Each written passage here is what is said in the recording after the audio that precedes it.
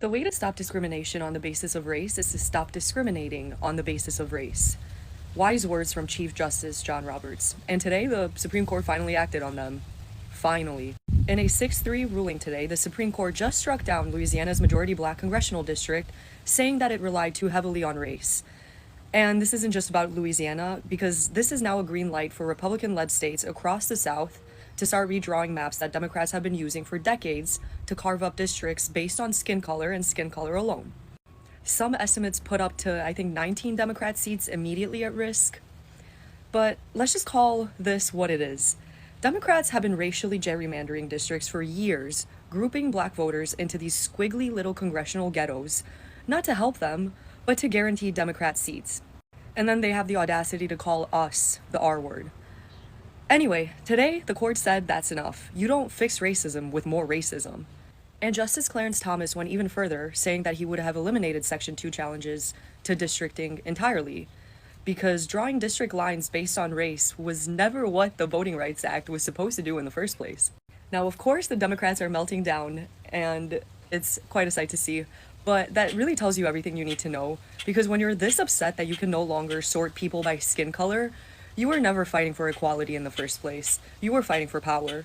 And now, without the ability to draw congressional districts solely on the basis of race, and obviously count illegal aliens in the census, the Democrats might finally have to try and win a House majority on the merits of their own policies for a change. Guess we'll see. Gerrymandering means citizens' voices are being diminished. By voting yes, you have a chance to do something important. Not just for the Commonwealth, but for our entire country. Even a former president, who are joining together to end gerrymandering. Yes, yesterday I put out a video about Obama, how he melted down about this whole situation. If you take a look at the backlash he's receiving on social media, you will actually see that this guy is embarrassed. If you look around, he has been the one cheering about this gerrymandering. We saw what happened in Virginia.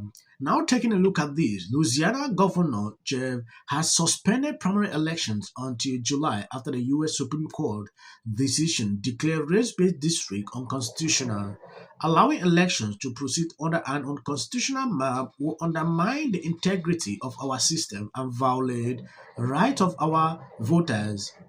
Taking a look at what Democrats want to do, they said they have to redistrict Minnesota. In fact, a lot of these states that they want to do that. You will clearly understand exactly the tactics they are bringing in here. Some says they will do that until gerrymandering is banned. This is what Democrat leaders are putting out. The Supreme Court called Democrats racist again. The justices ruled that race and government can't mix. You'd think Democrats would be happy. They hate racism, right? Wrong. I think it's a huge setback. I mean, the 1965 Voting Rights Act was the most important piece of legislation in United States. People died for history. I am devastated by this particular Supreme Court decision, even though, Whoopi, we did know this was coming. The case was about Louisiana's congressional map. They'd redrawn it to create a second black district. The court says can't do that. It's unconstitutional. No drawing maps based on race. But Democrats say ignoring race is racist. By the time we got the Voting Rights Act, black people theoretically had a right to vote for 100 years when the 15th Amendment was passed. But through literacy tests, through grandfather clauses, through poll taxes, they effectively disenfranchised black voters. This is just the 21st century version. This is Jim Crow in new clothes. Disenfranchised? Blacks can still vote. The court just said you can't segregate all the blacks into a single district to get more seats in Congress for Democrats. And shutting whites out of the districts, also kind of racist. So this is the end of racial discrimination in politics, right? No, it is the end of America. It's the end of an era. This is the bill that John Lewis was beaten almost to death to get passed. This was the crowning achievement of the Civil Rights era, the crowning achievement of Dr. King's life's work. It's part of why he was murdered. It brought America out of this horrific past that we've been stuck in for 200 plus years of enslavement, 100 years of racist Jim Crow terror, lynchings, no rights, no protection. And yet now the Supreme Court says we're going to turn a blind eye to that. No one's being enslaved or lynched. So why do Democrats write laws as if they are? There is this guy in Minnesota, Tim Walz. This is what he sent out to Trump.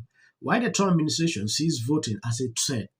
Minnesota knows voting is a source of empowerment and pride. We will continue to lead the fight to protect every American right to an equal voice in election. So according to these people, Trump is now the one being scared of elections. This decision the Supreme Court put out is not something that the Trump administration decided that, oh, do this. It happens, right? What people need to understand is that this issue of race is actually fading gradually. I see a lot of black people getting agitated, putting out videos on this, going against people that are in support of what just happened. I had to laugh all through. You know, this decision, we knew this was coming because they've been chipping away at this for a long time.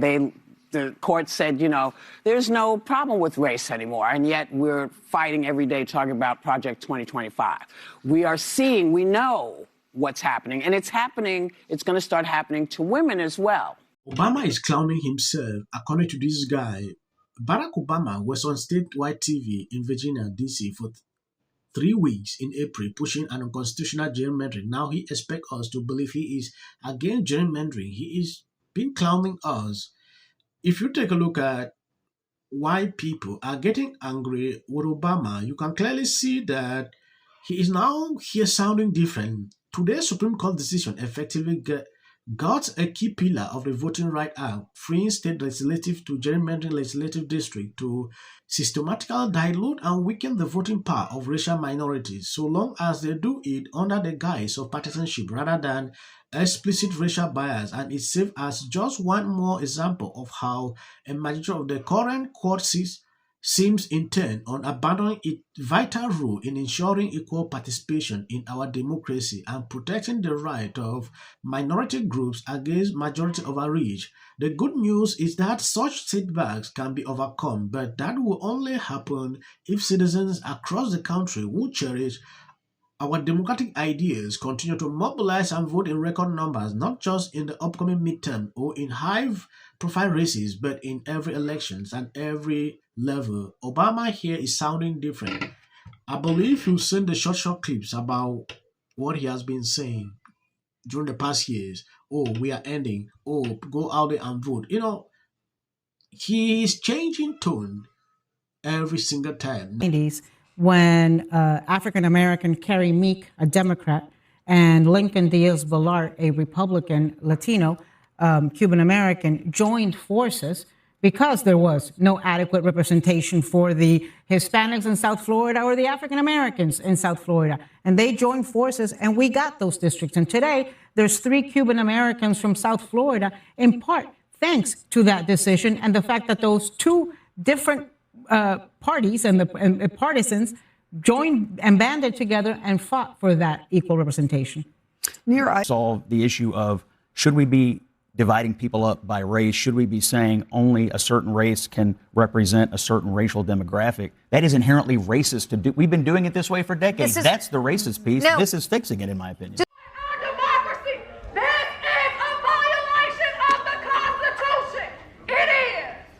As of the short clips at the end, that is for the white algorithm. You can always skip. Gerrymandering is living up to its founding promise. By voting yes, you can push back reasonable, transparent, We should get to the bottom of that.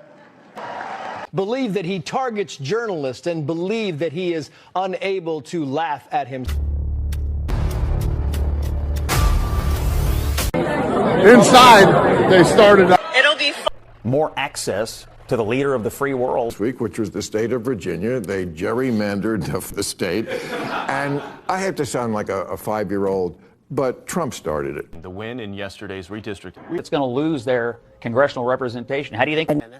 until the First Lady brought them back with her surprise statement last week. How does this benefit? I'm an actor. Creative content. Yeah, why are you not looking forward to the White House fight? Well, it's kind of a gimmick. I have 300.